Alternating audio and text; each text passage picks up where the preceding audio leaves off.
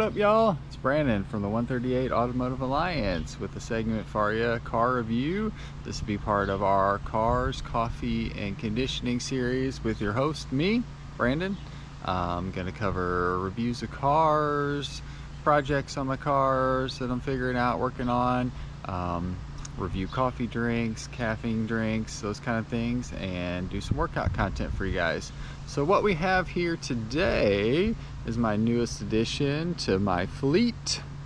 You can see got a couple other cars here. Got another Mercedes over there, the Infinity's over there, Porsche's in the garage, one on the side, one in the back, two in the barn. So I think the count's up to 8, but I wasn't looking for a car, but my cousin had this one and he wasn't driving it anymore, wanted to get rid of it, and said it was going to be a good price. And I said, okay, well, I'll research them a little bit and look into them. I was really looking for a 98 or 99, the W201 chassis with the OM606, but I started looking into the W211 chassis with the OM648 common rail diesel, and I thought, well, you know, I think I might want this if the price is right, and I think I can get it in perfect working order without too much trouble. So I said, I'll give you $2,000 for it, and he said okay, and then I got a car. As you can see, it kind of looks like, you know, crap because of literal crap from the birds parked under a tree, but it's got some surface scratches, swirls, that kind of thing. The clear coat on the wheels is chipping off, but I'd like to do some AMG wheels or something like that on it. These cars had 200 horsepower around about from the factory, 370 pound-feet of torque. So the torque number is really high because it is an inline 6-cylinder turbo diesel. Has that variable geometry turbo, so you get good boosts through the power band. And you know, aside from that, I could do some paint correction, get these headlights kind of cleared up a little bit, maybe do some different wheels and drive it. But it's got some issues. It's got some codes, like I said. I mean, there's a few things wrong that he knew about.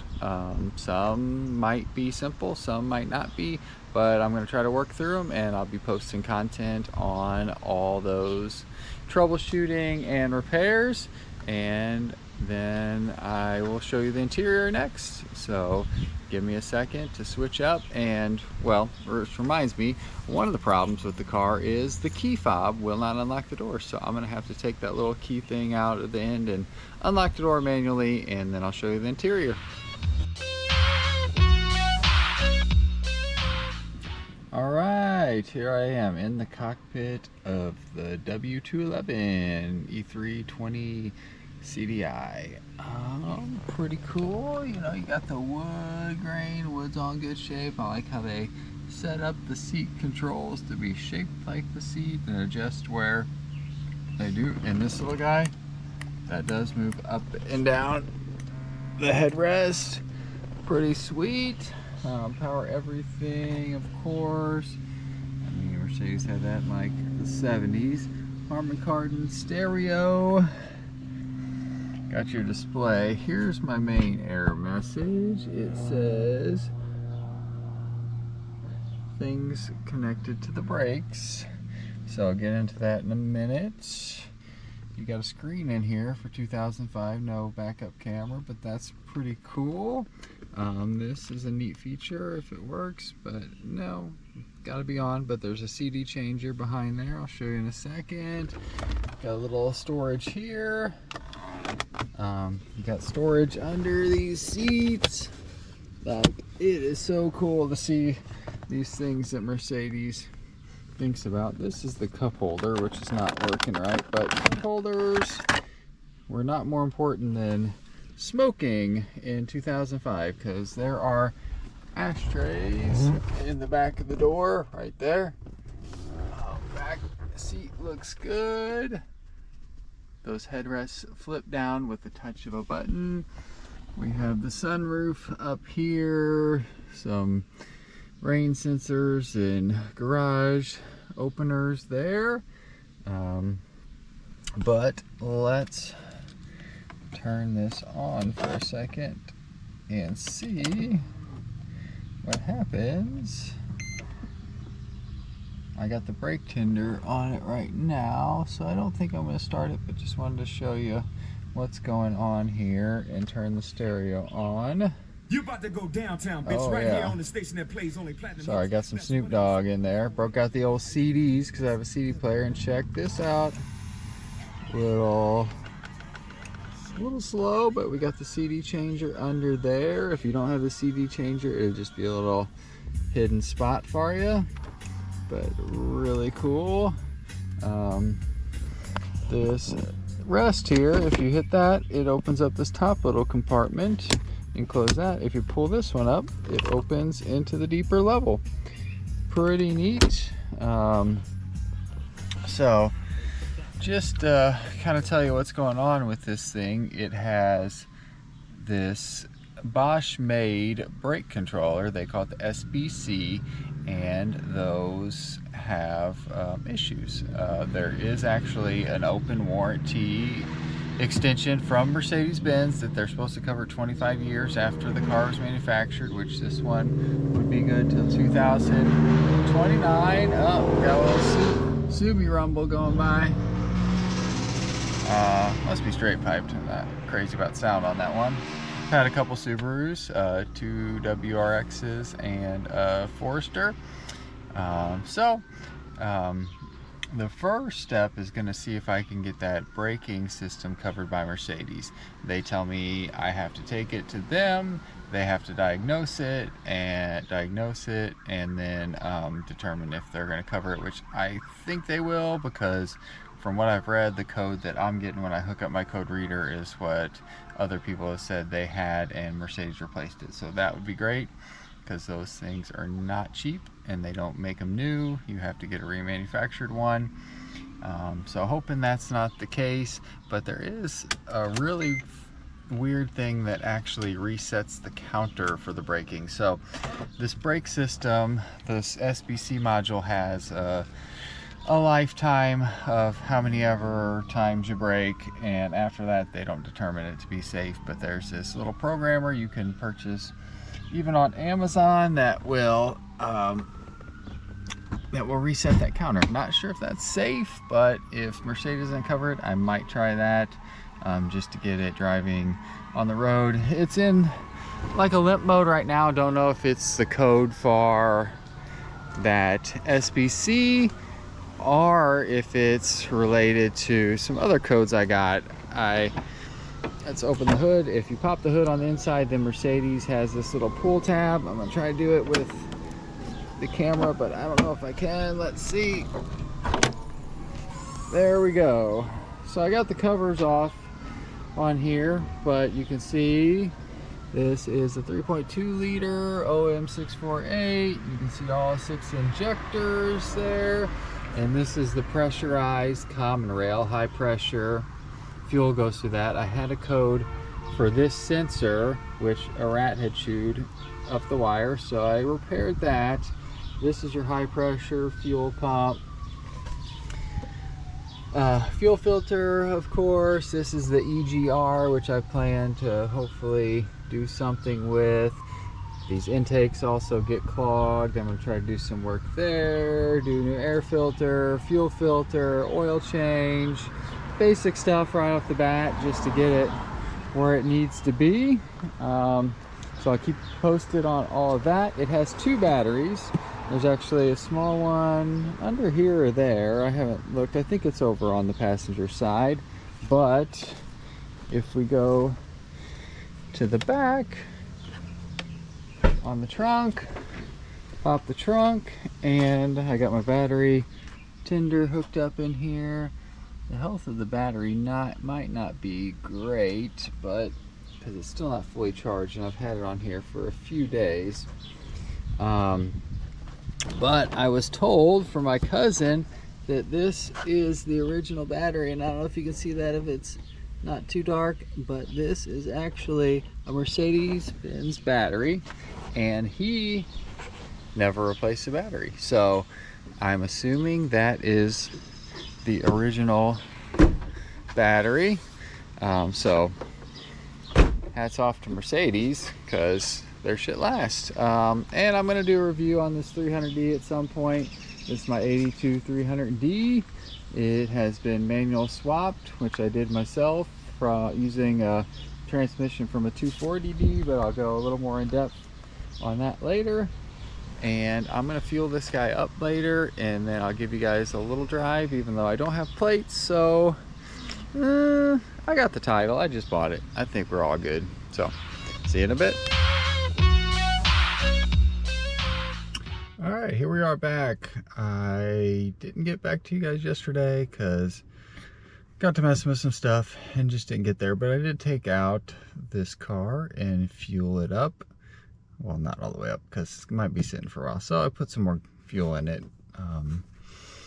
just so it have something fresh in there when I am running it. I cleared out the codes, took it for a little drive. Check engine light went away, but it still didn't want to shift the way I think it should, or rev right. So I think the brake error is still causing it to be kind of in a limp mode. I'm hoping not transmission issues, because that's something I don't want. If that's the problem, I'm probably going to get rid of this car, because I don't think there's any good manual swap options. I don't like automatic transmissions anyway, and I think I could still get my money back out of it by doing that. I'm running a scan again, but after I cleared them yesterday, like I said, check engine light was gone except for that brake thing. I was able to kind of bypass the limp mode a little bit. If you put this guy into drive and shift it manually, it seems to rev. If you just floor it when it's in normal auto mode, you can floor it and it will go up to like 2,000 RPMs and just stop and not go. And it's not like the transmission slipping, because then the engine would rev unless something in the transmission is causing it to slip, and it kicks it out automatically. But I don't think that's the case. Don't got any significant transmission codes, and these transmissions are supposed to be pretty bulletproof. I think it's the 722.6, I believe. So pretty solid transmission, which we do have 218,000 miles on this car, and I don't know that the transmission has been serviced. Want some opinions from you guys. I know there's some old school thought about transmissions that if it's gone a lot of miles and the fluid's never been changed, to not change it. I don't know. I'd like your opinions on it. Or is it still good to do a full flush, filter, all that stuff? From my experience, when I got that 300D you guys saw yesterday on the video clip prior to this, transmission, it had 235,000 miles on it. Didn't know if it was serviced. It would delay a little bit going into reverse, which is kind of a sign of a little wear, but I went ahead and changed the fluid and filter, and then I was very careful, didn't get any contaminants in it, cleaned the pan real good, wiped it out, lint-free cloths, all that stuff.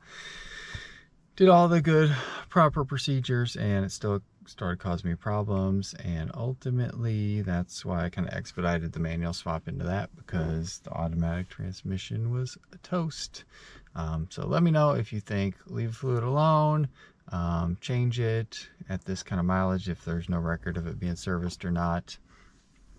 I guess you can check out my scanner, not sponsored by Foxwell. Got this for the Porsche with this Porsche specific software on it, and it's worked good. Little bit of programming features, not quite what I expected. I thought I was going to be able to reprogram my heated seats, and that hasn't been effective, but I already had the unit and paid $80 to Foxwell to have them get the Mercedes specific software for this. Then I get more detailed codes. So that's better. Before with my other scan tool, I was just getting kind of generic codes. This gives me a little bit more information on the codes and a little bit more ability, some programming capabilities. Haven't quite explored all what I can do with this, but I can change some stuff on the Porsche.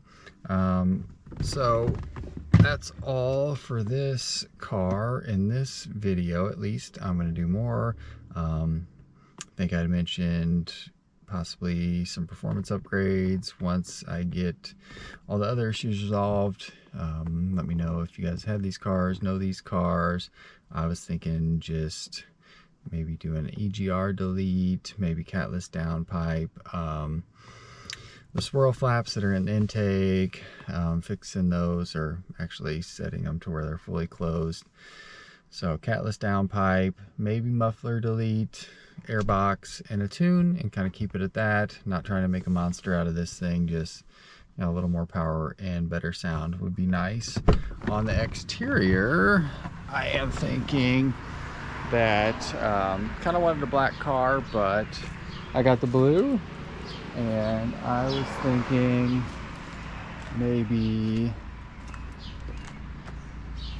taking everywhere that's chrome and doing that in kind of gold or bronze, and do the wheels in that same color, so it would be kind of blue and bronze or gold.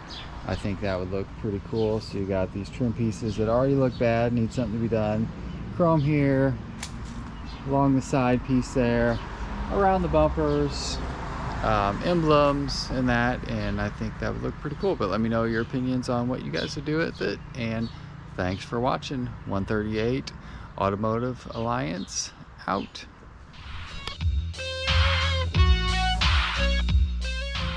Oh, one more thing I forgot. As promised, I was going to show you this nifty little headrest button. So headrests are up in the back, your passengers are gone, and you can't see out the back glass.